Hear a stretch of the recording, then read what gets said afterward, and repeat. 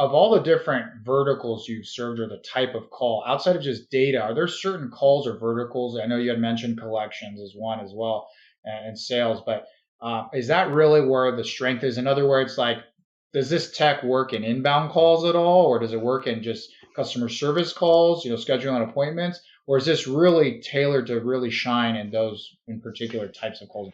It's designed to be a agnostic kind of plug-in to what is the center doing at the moment. I mean, the reality is if you're having inbound calls and you're needing to live route them to a particular person, can that be done? Yeah, it can be, but your infrastructure requirements are a lot higher.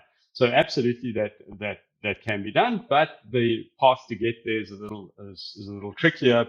With infrastructure could be in place, but absolutely can be done. Inbound to outbound. So fairly often there might be leads that have come in that are hopefully live. And then you phone the customer back straight away, but you can't reach them. But you got to phone them back in the day or two or three. So those make sense because that person's fairly often captured data or captured information on that particular customer. The vast majority, though, of the work that we're currently doing is very much outbound. Is very much these are the customers that we're going to phone over the next month. This is the batch that we're going to have the 100,000 leads, and they're the 100 agents or the million leads, or whatever the numbers are.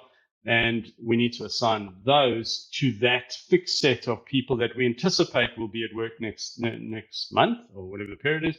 And we then do our magic, which is really scoring and then allocating to what that client needs, and we feed the data back, and they load it in.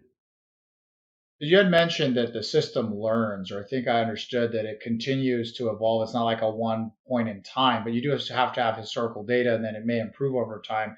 So if you have, let's say, new agents that you're putting in, how long would you see before you're able to get enough data for them to go, hey, these new employees are now able to get more of these types of calls because they perform better here? Yeah. So how we work that is when we're going to do an allocation, our customer would come to us and say, we want you to allocate to these reps. And sometimes it's a brand new rep we've never seen before. So what we would do in that case is we would still, let's say they wanted 1,000 leads for that month. We would still assign 1,000 leads, but what we would do is we would really use a combination of models to get to that person. It's not a model specifically for him. We don't know enough yet, right? We haven't had the opportunity to learn. So we assign those, we tag those as this has been used, the modeling that we've used to tag that so the customer knows.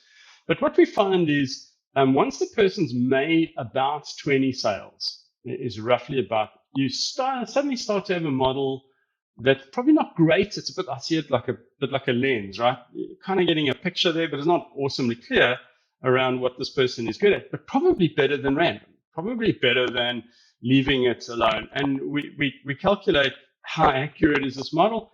And once it kind of gets beyond the threshold, then we're gonna start saying, okay, we're gonna use our actual engine to do that allocation. So we don't want to have a very disruptive process to the end customer. We don't want to have, these data sets are, because it's just too difficult to manage for everyone along the line. So we treat them the same in the process. The data will arrive.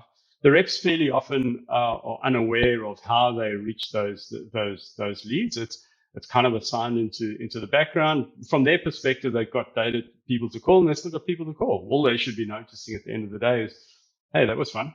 Or hopefully. Yeah.